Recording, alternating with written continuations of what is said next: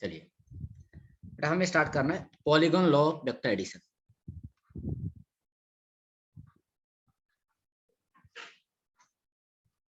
Law of vector addition. बेटा इसमें हम क्या करते हैं कि हमारे पास एन साइड पॉलीगन क्या है, एन साइड पॉलीगन से उनमें से कोई भी n minus one side polygon एक सेंस में है, सेम सेंस में है, तो जो उसके अपोजिट सेंस वाला साइड होगा वो उसके रिजल्टेंट के बराबर हुआ करेगा। समझाता हूं आपको, डेफिनेशन लिख लेते हैं हम लोग। जैसे मान लो कि इफ गिवन वेक्टर, ऐसे मान लेता हूं, if a given vector represent n minus one sides of polygon in same sense. Same sense मालूम है, एक के टेल पे दूसरे के हेड को रखेंगे तो same sense. Then their resultant vector, then their resultant vector will be represented by nth side in opposite direction। बेटा इसमें ना कोई फॉर्मूला नहीं है, बस एक सेंटेंस है जो याद रखना है। क्या सेंटेंस है कि अगर हमारे पास n साइड पॉलीगन है, उसमें n माइनस वन साइड क्या रिप्रेजेंट करे, पॉलीगन का रिप्रेजेंट करे साइड, सेम सेंस में होना चाहिए। तो जो nth साइड होगा, nth साइड अपोजिट डायरेक्शन में, वो किसके बराबर होगा, रिजल्टेंट के बराबर होता है। तो n minus one, same sense, resultant, opposite, ये चार वर्ड है जो आपको रिलेट करना है। चलिए हम देखते हैं। जैसे हमारे पास मान लेता हूं कि पॉलीगन में आ गया सिक्स साइड के, मान लेता हूं एक वेक्टर ऐसा, एक वेक्टर ऐसा, सेकेंड वेक्टर में ऐसा लेता हूं, ठीक है, ट्रायंगल जैसा ही है, बस साइड बढ़ गया। थर्ड ऐसे कर लेते हैं। चलिए फोर्थ में वेक्टर ले लेता हूं, चलिए ऐसा हमने वेक्टर ले लिया। ये मान लिया कि ये हमारे पास है वेक्टर ए, ये वेक्टर बी दिया रहेगा आपको एग्जाम में, vector C and vector D. एक साइड हमने ऐसे चूज किया, ऐसे,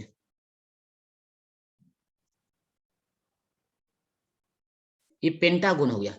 इसको मान लेता हूं A B C D and E vector, E vector.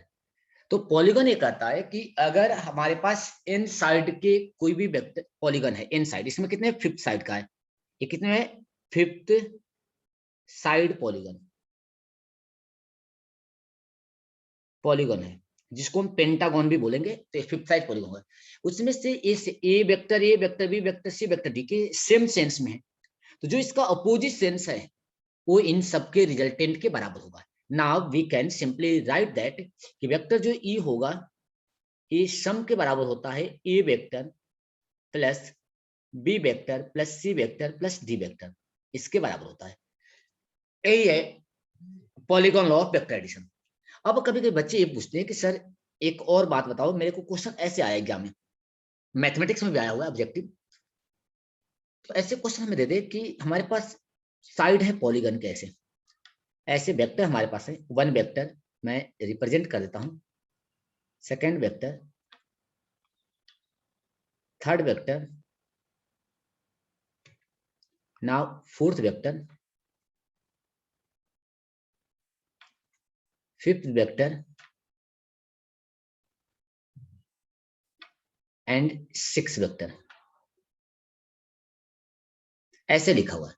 यहां लिखा हुआ है vector A, vector B, vector C, vector D, vector E and vector F. जरूर नहीं एक स्मॉल कैपिटल में लिखा वेक्टर लिखा हुआ है। कह रहा बताओ which of the following is correct, अगर पूछा जाए। Option A vector A plus vector B plus vector C plus vector D is equal to vector E plus vector F.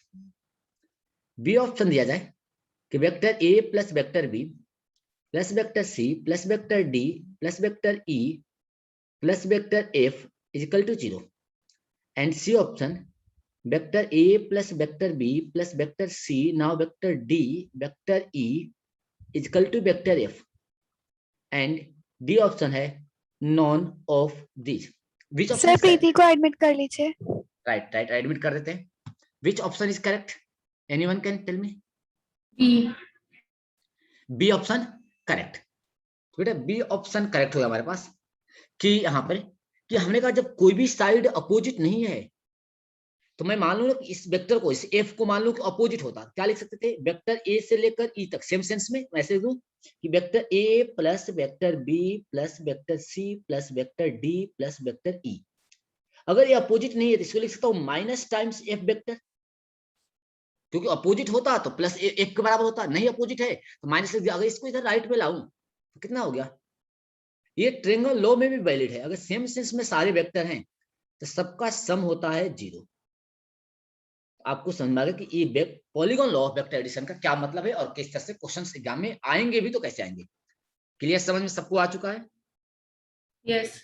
चलिए यस सर। कल जो हमने कल पढ़ा था हमने तीनों लॉ पढ़ लिया, पॉलीगॉन लॉ, ट्रायंगल लॉ और हमारे पास हो गया पैरेललोग्राम लॉ। अब उनके हम यूजेस पढ़ते हैं, थोड़ा यूजेस मतलब क्वेश्चंस देखते हैं। तो now question number 1।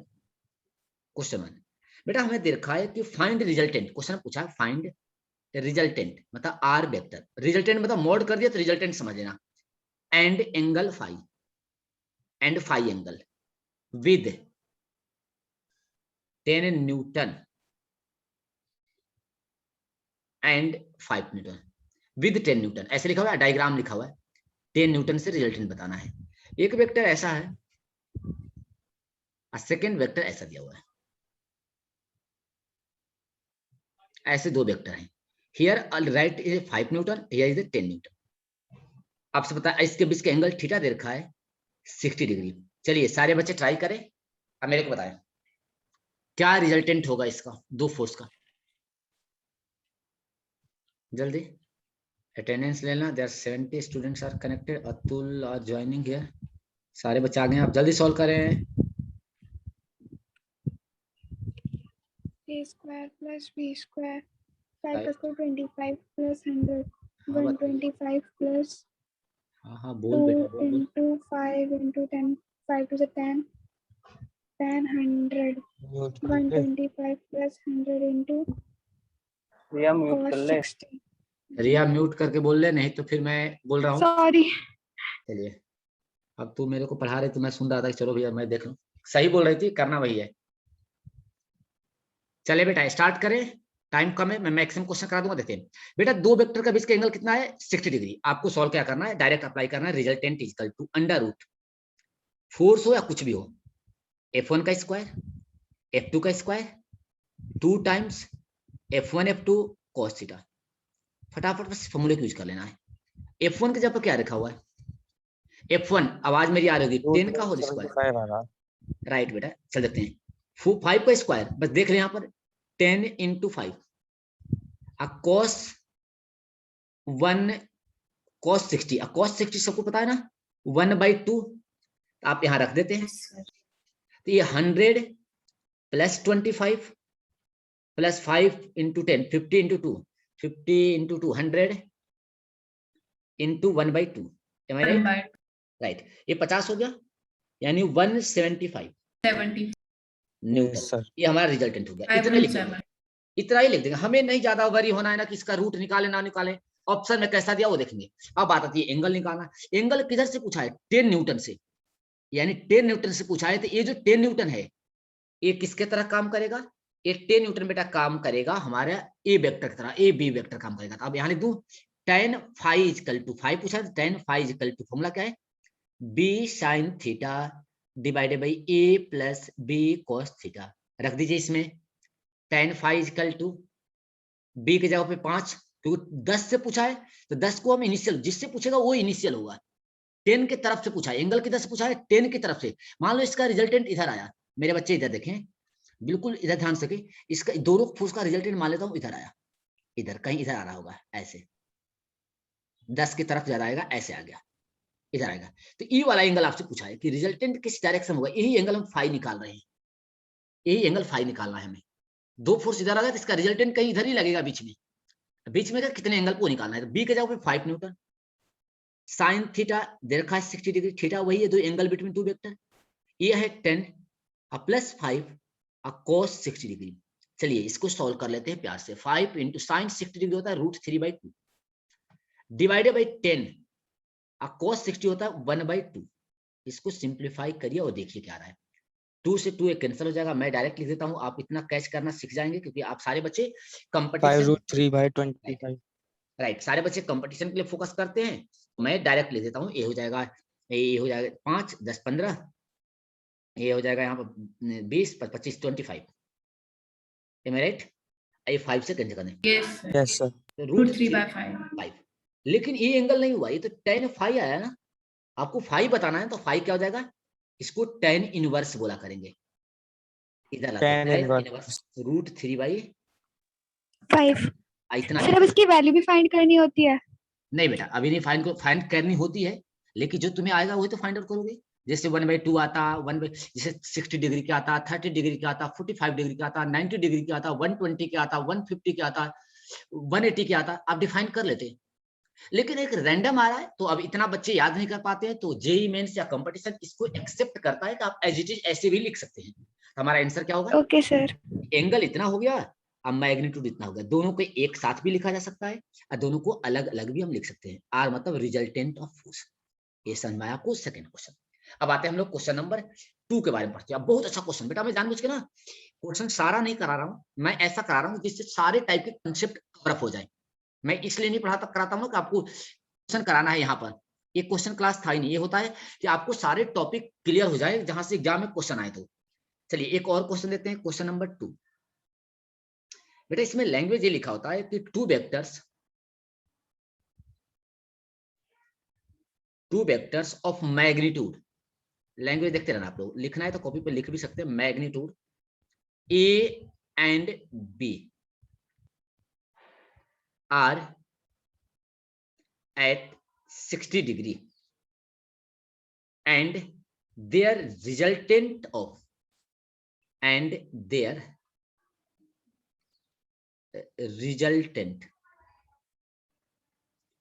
is of magnitude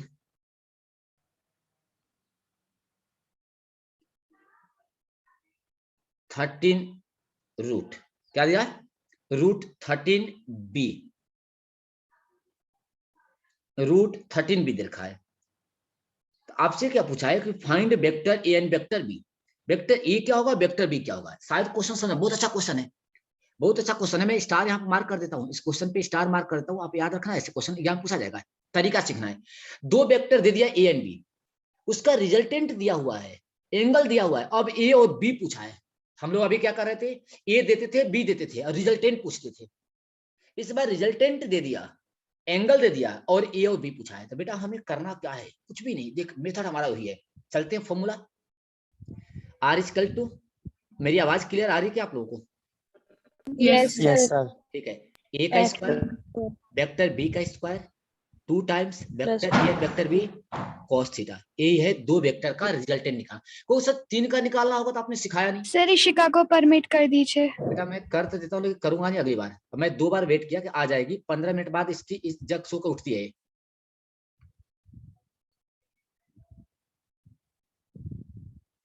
याद रखते हैं।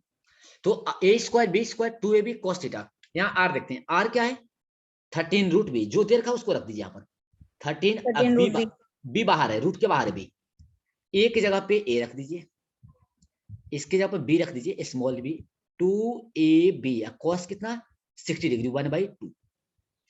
अब देखिए √13, बस सिंपल इक्वेशन है जिसको सॉल्व करना होता है, A square B square A B. बेटा इधर भी स्क्वायर कर दिया, इस साइड में भी स्क्वायर कर दिया, स्क्वायर कर दिया दोनों साइड में, कि रूट हट जाएगा। अब इधर कितना 13b square equal to A square B square plus A B. मैं सिर्फ आपको अप्रोच सिखा रहा हूं कि अगर दो वेक्टर का मैग्नीट्यूड दिया हो, एंगल दिया हो, ए बी निकालना हो तो हम क्या करेंगे। मैं आपको कुछ सिखा नहीं रहा हूं, मैं जानता हूं कि सिखाने से आप सीख नहीं सकते हो आप इन चीजों को। आप प्रैक्टिस करिए ऐसे क्वेश्चन को।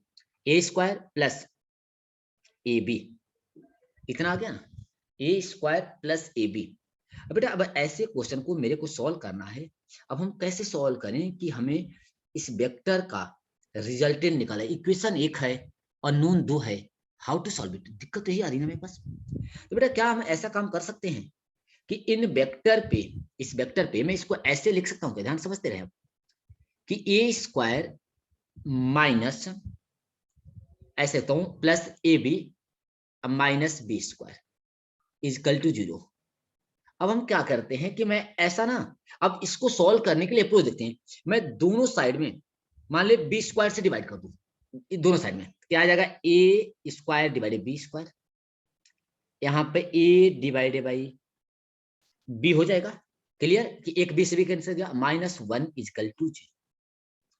ठीक है, यहां से आ गया, मतलब ए स्क्वायर पे बी स्क्वायर, मैं इसको ऐसे लिख दूं क्या, ए बाई बी। देखिए ये दिमाग का खेल है बस केवल, इसीलिए थोड़े से कंपटीशन में आपकी माइंड चलनी चाहिए। कर कुछ भी नहीं रहा हूं, सिर्फ मैनिपुलेट कर रहा हूं, ऐसा लिख दिया।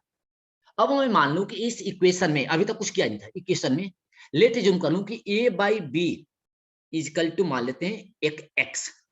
अब यहां पर हमने एज्यूम किया, लेट अस एज्यूम, ये सारे कंपटीशन के क्वेश्चंस हैं, एज्यूम हमने एज्यूम कर लिया। क्वेश्चन आसान था, अगर दो इक्वेशन दिया होता तो काम हो जाता। अब हमने इसको एक्स रख दिया, यहाँ पर कितना आ जाएगा, x square plus x minus 1। अब आपको क्वाड्रेटिक इक्वेशन दिख गया क्या, आपको क्वाड्रेटिक इक्वेशन दिख गया। Yes sir. तो आप क्वाड्रेटिक इक्वेशन बेटा आपको दिख गया है, तो आप क्या काम करिए, अगर दिख गया आपको यहां से x की वैल्यू निकालिए पहले। तो x की वैल्यू कितनी हो जाएगी, -1 plus minus B square minus 4ac, आपको आता होगा, डायरेक्ट लिख रहा हूं, -4 इंटू 1 इंटू -1 डिवाइडेड 2a, पता नहीं सबको, minus B plus minus B square minus 4ac, जैसे बाई फैक्टर करते हो तो वैसे मैं लिख दिया डायरेक्ट, आपको समझ में आ जाए। अंदर आ गया √1 4 4 5 डिवाइडेड बाई 2। इसके बेटा दो रूट आ रहे हैं, सही लिखा गलत लिखा मेरे से, नहीं गलत हुआ बेटा, मेरे 1 नहीं है 12 है। सर 12 नहीं लिखा आपने।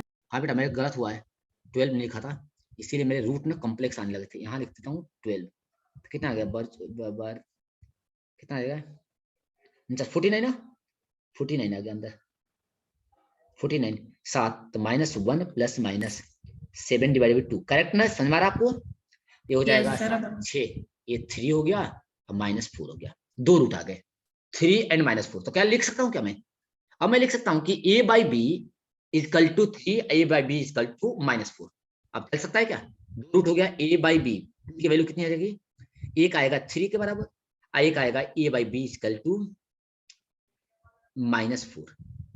यहां से a by B is equal to -4। Question में क्या पूछा है कि टू वेक्टर का मैग्नीट्यूड a एंड b निकालना है शायद, two vector of magnitude a and b are 60 degree and their magnitude इतना। ठीक है, अब a और b को हमें कैलकुलेट करना है, यहाँ से a b कितना हो जाएगा, तो अब यहाँ से a आगे इतना भी b, इसमें से रिजल्टेंट मालूम है मेरे को।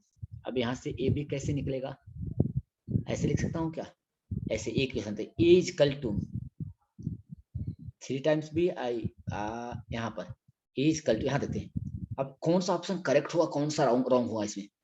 अगर मैं a इजकल टू ऐसे लिखूं 3 टाइम्स b, हाँ यहाँ पे लिखूं a is equal to -4 times b, इनमें दो को रिजेक्ट करना है, कौन गलत होगा। यानी दो वेक्टर का मैग्नीट्यूड ये है, तो कभी भी मैग्नीट्यूड तो नेगेटिव होगा नहीं, तो इस ऑप्शन को हम लोग कट करते हैं, मैग्नीट्यूड निकाला, एक कट कर दिया, ये हमारा राइट। तो हमारे पास ऑप्शन क्या आया है, दो में से एक को इरेज कर दिया, हमें पॉजिटिव चूज किया हमने, यानी ये इसका आंसर हो गया कि वेक्टर ए जो होगा, वेक्टर ए क्या होगा, 3 टाइम्स वेक्टर बी होगा। अब जेई मेंस में क्या होगा, इसका एक आंसर नहीं है, ऐसा नहीं कि ए बी की वैल्यू बता दूंगा। अब ऐसे ऑप्शन में देखना है कि मान लो बी की वैल्यू 1 दे रखा है, तो ए की वैल्यू होगी 3 न्यूटन, अगर 1 न्यूटन है तो 3 न्यूटन होगी। अगर ऑप्शन में बी की वैल्यू 2 न्यूटन दिया हुआ है तो ए की वैल्यू 6 न्यूटन। तो आप में ना ऐसे चॉइस दिया रहता है, ऐसे ए ऑप्शन में दिया रहेगा कि A equal to 6 newton, B equal to 2 newton, बताओ कौन सही होगा। ऐसे ए इक्वल, बी ऑप्शन में दिया रहेगा ए इक्वल टू 2 न्यूटन और B equal to 1 newton. C option में से आया हुआ एग्जाम क्वेश्चन है, A equal to 7 newton and B equal to 3 newton. ऐसे D equal to A equal to 4 newton and B equal to 2 newton, ऐसे लिखा रहेगा। अगर बताओ कौन सा करेक्ट चॉइस है। तो एक इक्वेशन से दो वेरिएबल को आप सॉल्व ही नहीं कर सकते हो। ऐसा नहीं कि ए और बी की सर कोई सा नहीं है इसमें से तो। 3 3 9 नहीं है, ए इक्वल टू 6 तो सही तो है, बी इक्वल टू 2 सही बेटा पढ़ा। फर्स्ट वाला तो मैं तो चॉइस आपको रख के दिया था। हाँ सर फर्स्ट वाला ही है। Sir A is equals to 6 देख। न्यूटन। सर बी की वैल्यू 2 रखेगी तो बी के A की 2 वैल्यू रखना है 6 यहाँ पर, ए के पीछे क्यों पड़ गई। अच्छा ऐसे, हाँ ठीक है। मतलब जरूरी है कि इधर से ही देखेगी, मतलब इधर से नहीं देख सकती है। तो आंसर हाँ सर आपका ठीक है। ठीक है बेटा। देख तो मैं हाँ, आपको यही है सर। चलिए मैं इस मेथड से क्या सिखाना चाह रहा था आपको, क्या आइडिया देना चाह रहा था कि एक इक्वेशन से आप दो अननोन तो निकाल नहीं सकते हो, तो हम कहाँ जाते हैं, उसको इस तरह से वेरिएबल मानकर हम ए बी की रिलेशन निकालते हैं। क्या निकालते हैं, रिलेशन, रिलेशन फाइंड आउट करते हैं। रिलेशन में कौन सा रिलेशन, दो रिलेशन है, तो कौन सा वैलिड रिलेशन है और कौन सा इनवैलिड है। ए इनवैलिड है तो इस इनवैलिड को हटा देते हैं। इस वैलिड रिलेशन के कैलकुलेट करके फिर हम ऑप्शन के पास जाते हैं। Without option we can not solve the problem A and B कितना होगा। अगर ऑप्शन ये था हम इतना ही बता सकते हैं कि A and B is related by equation A equal to 3, मतलब जितना बी होगा उसके 3 टाइम्स ए होगा, then we find the resultant is equals to √3 into B.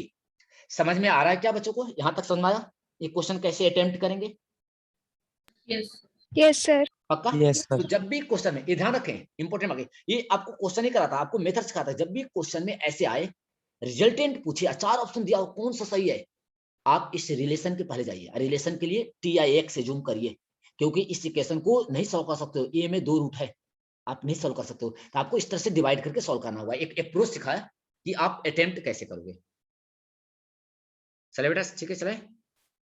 Yes sir. चलिए बेटा, अब देखो मैं आपको ऑलरेडी ये बता चुका था कि अगर हमारे पास कि कॉमन टाइप के वेक्टर एडिशन हो, मतलब कैसे वेक्टर एडिशन, जिसमें एंगल फिक्स हो, जैसे हम बोलते हैं ना कि common type, common case of vector addition, जो जनरली पूछा जाता है एग्जाम में, जनरली जो मतलब ज्यादा आसान माना जाता है, इसको बोलते हैं हम लोग कॉमन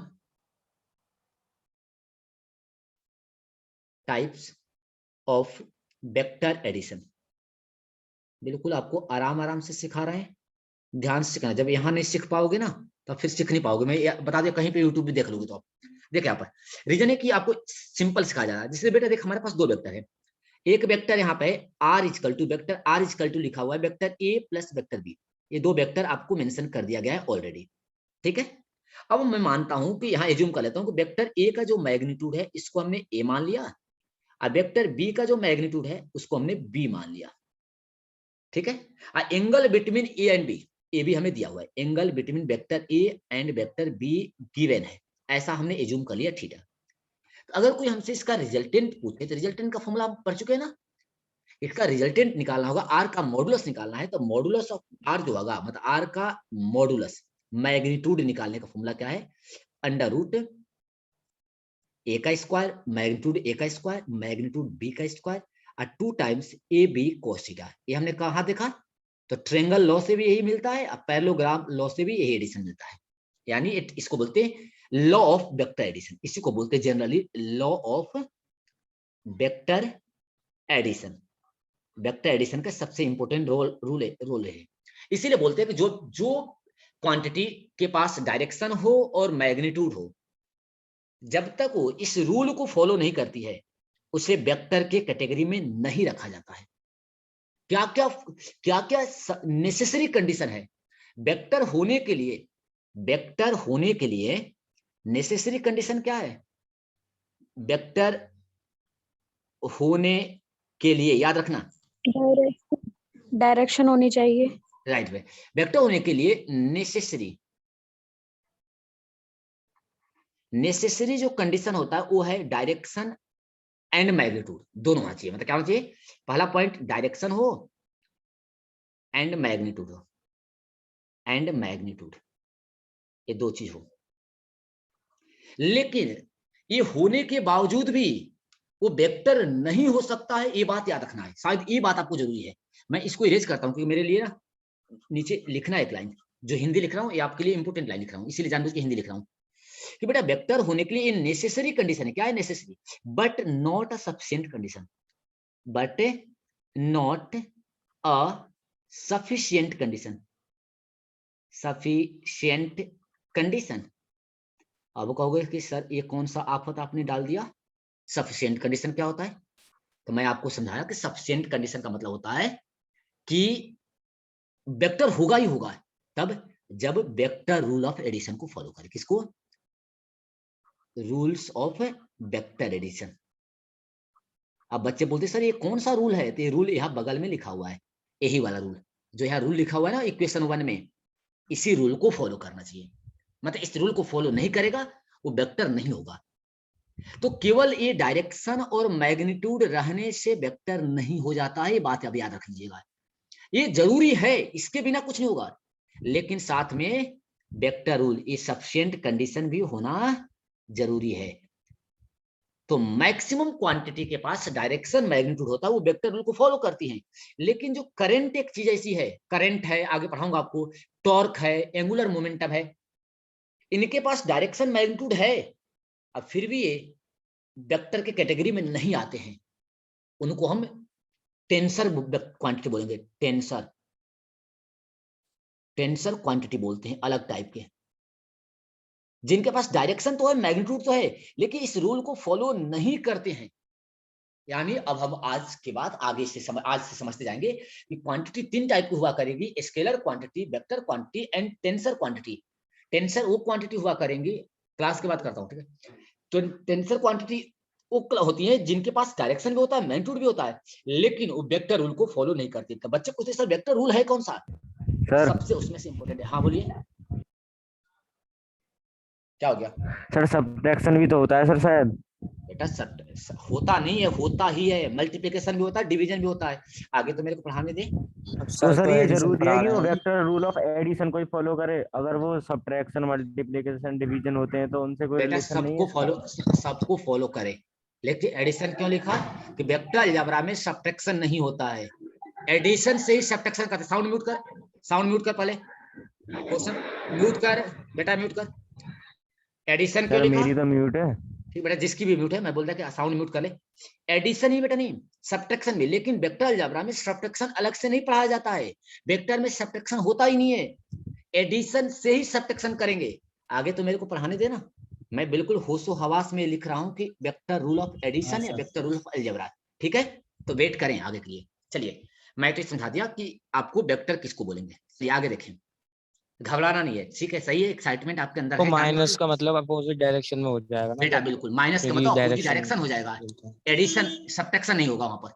अब मल्टीप्लिकेशन और एडिशन भी मैं आपको करा दूंगा, तो वेट करें, आसान कराएंगे। अब चलिए बेटा, मैं कहा था कि some common type vector addition, उसमें से पहला यह है कि अगर हमारे पास एंगल 0 डिग्री हो, थीटा 0 हो, तो आपको कुछ नहीं करना है, रिजल्टेंट निकालने का तरीका है आर वेक्टर इक्वल टू, चुपचाप आप ए प्लस बी कर दीजिए। अगर एंगल 0 है तो मतलब एक वेक्टर इधर है, एक वेक्टर इधर है, दोनों सेम डायरेक्शन में है, वेक्टर ए भी इधर है, वेक्टर बी भी इसी डायरेक्शन में है, इसको 0 एंगल बोलते हैं। आप डायरेक्ट इन दोनों को सम कर लीजिए। अब आता है सेकंड कॉमन टाइप। सर ये आपने कल बता दिए थे। हाँ बेटा करा दिया, मैं लिखूंगा नहीं, बस एक लाइन सुनो। अगर 90 डिग्री एंगल है तो आपको रिजल्टेंट ना एक जगह में कंबाइन करा था, इसको बस ए स्क्वायर प्लस बी स्क्वायर कर स्क्वायर प्लस बी स्क्वायर। आप जब हमारा एंगल 180 डिग्री है तो हम a माइनस बी कर लेंगे, बस इतना ही लिखना था मेरे को, टाइम नहीं लगाना था इसमें। इक्वल टू, अब a माइनस बी के लिए हम ऐसे लगाते हैं, a माइनस बी का मॉडुलस, जो डिफरेंस लिखा था ना उसी को मॉडुलस लगाते। क्यों मॉडुलस लगाया? कि अब a में से b घटाओ तो भी पॉजिटिव लिखूंगा, b में से a घटाओ तो भी पॉजिटिव लिखूंगा। इसी को या तो डिफरेंस बोला जाता है या तो ऐसे लिखते हैं कि अभी पूछा था लवली ने शायद कि a डिफरेंस b, ऐसा लिखिए या ऊपर वाला लिखिए, दोनों लिखिए। मतलब हमें क्वांटिटी पॉजिटिव चाहिए, मैग्नीट्यूड नेगेटिव नहीं होता है। चलिए क्लियर हो गया। क्लियर हो गया। अब चलते हम लोग एक क्वेश्चन लिखते हैं बेटा। अब याद देते हैं, अगर थीटा 0 से बड़ा हो, 0 से ज्यादा हो, थीटा ग्रेटर हो, इंक्रीज करे फ्रॉम 0 टू 180 डिग्री, तो जो मैग्नीट्यूड होगा आर का वो क्या होगा, a प्लस बी का क्या होगा और a माइनस बी का क्या होगा। अब इसको हम देखते हैं, मतलब a plus B maximum, R maximum कब होता है, आर मैक्सिमम होता है, क्योंकि है कि रिजल्टेंट मैक्सिमम कब आएगा, तो आर मैक्सिमम होता है बेटा, सबसे ज्यादा होता है तब जब एंगल 0 डिग्री होता है, मतलब मैक्सिमम वैल्यू होती है a plus B. Minimum value कितनी होती है, वो होती है a माइनस बी, यह मिनिमम। तो दो वेक्टर का मैक्सिमम होता है a प्लस बी, मिनिमम होता है a माइनस बी, और इसके बाद जो भी एंगल हो वो इन दोनों के बीच में ही लाई करेगा, यानी जो भी रिजल्टेंट आएगा वो लाई करेगा बिटवीन मैक्सिमम एंड मिनिमम। ये इंफॉर्मेशन देना था, इसलिए मैं आपको कॉमन पॉइंट लिखा था। वैसे बेटा हमारे पास दो क्वांटिटी है। अब देख एग्जांपल आपको सुनाता हूँ कि जैसे हम ऐसे समझो कि मेरे पास ना दे रखा है कि एक मैक्सिमम वैल्यू दे रखा है, एक मिनिमम वैल्यू दे रखा है, राइट। मैं क्वेश्चन से समझाता हूँ, ऐसे लिख, एक क्वेश्चन लिखते हैं समझाता हूँ, पहले एग्जांपल समझाता हूँ। जैसे देखिए यहाँ पर एक एग्जांपल तब क्वेश्चन कराऊंगा।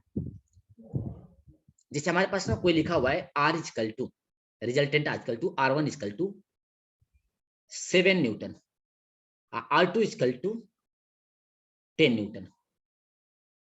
अब कहे ना कि इसकी जो वैल्यू आएगी इन दोनों को ऐड करूंगा, R1 प्लस R2, एंगल नहीं दिया, बताओ इसका मॉडुलस क्या होगा, दोनों के ऐड करने के बाद इसका मैग्नीट्यूड क्या आएगा, ये आपसे पूछा है।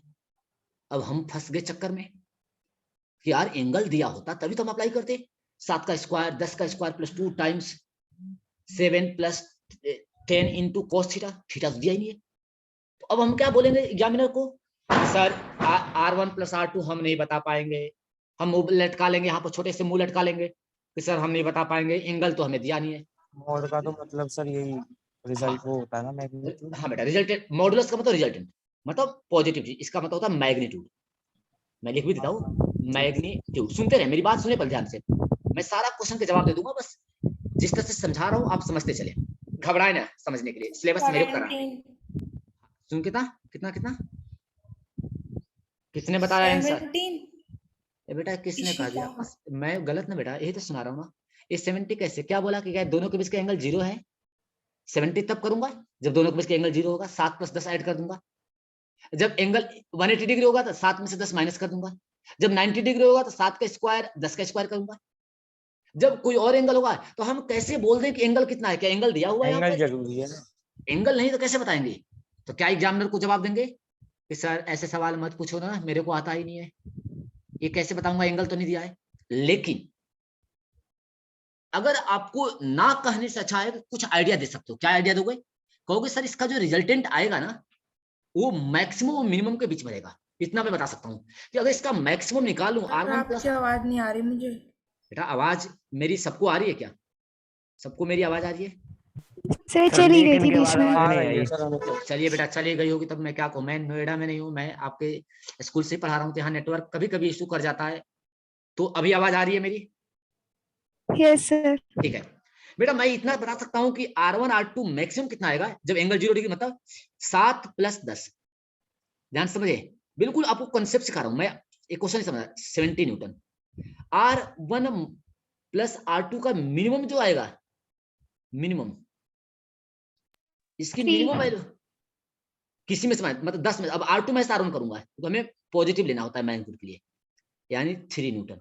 तो मैं ये बता सकता हूं कि सर इसका जो रिजल्टेंट आएगा ना सम, वो क्या होगा, इन दोनों के बीच में लाया करेगा। बिल्कुल बिल्कुल बिल्कुल, बस यही बात मैं कहना चाहता हूं सर, ये जो आएगा ना रिजल्टेंट वो 3 से बड़ा होगा, 3 से बड़ा होगा, बराबर भी हो सकता है क्योंकि अगर एंगल 80 देगा, 3 से बड़ा होगा R1 प्लस R2 का मॉडुलस जो आएगा 17 से छोटा होगा या बराबर, 17 से छोटा होगा। वो 10 पे होगा, किस पे, फिर से बोल, किस 10 पे, पे नहीं समझ पाया, 10 पे क्या क्या बोला, फिर से बोलना, गलत बोलेगी, बोल, क्या डर रही है, बोल जो बोल रहा है। होगा क्या वो? बेटा तब होगा ऐसा जब तक एंगल नहीं दिया है, मैं इतना बता सकता हूं, एंगल नहीं दिया तो एग्जैक्ट वैल्यू नहीं बता पाओगे, इतना बता दोगे कि सर इसका सम जो होगा ना रिजल्टेंट 3 से ज्यादा या इस 3 के बराबर होगा या 17 के ज्यादा होगा या 17 से कम होगा, मतलब इसके बीच में ही लाई करेगा। ये बात समझ में मेरे बच्चे आ रहे हैं आपको? जैसे एंगल Yes, 0, sir. अगर एंगल 0 दिया होगा, यस सर। अगर एंगल 0 दिया है तो 3 आएगा। एंगल एंगल 0 दिया है तो 17 आएगा। एंगल 180 होगा तो 3 आएगा। एंगल 60 हो, 90 हो, 180 हो, कुछ भी एंगल हो, कुछ भी, एनीथिंग एल्स 0 एंड 180 डिग्री, उसमें जो रिजल्टेंट आता है मैक्सिमम और मिनिमम के बीच में ही रहेगा। इस बात के लिए मैं फोकस करा रहा हूं, मतलब जो रिजल्टेंट होता है किसी भी एंगल के लिए वो मैक्सिमम मिनिमम के बीच में ही आएगा। शायद ये बात आपके खोपड़ी में मैंने डाल दिया बेटा? Yes sir. चलिए, यस सर। जब डाल Yes, दिया, sir. चलिए ये बात याद रखना। डल अब गया। मैं हिंदी में नहीं लिखवाया इसको, क्योंकि मैं हिंदी में लिखना चाह रहा था इसे, टाइम कम है इसलिए नहीं लिखा।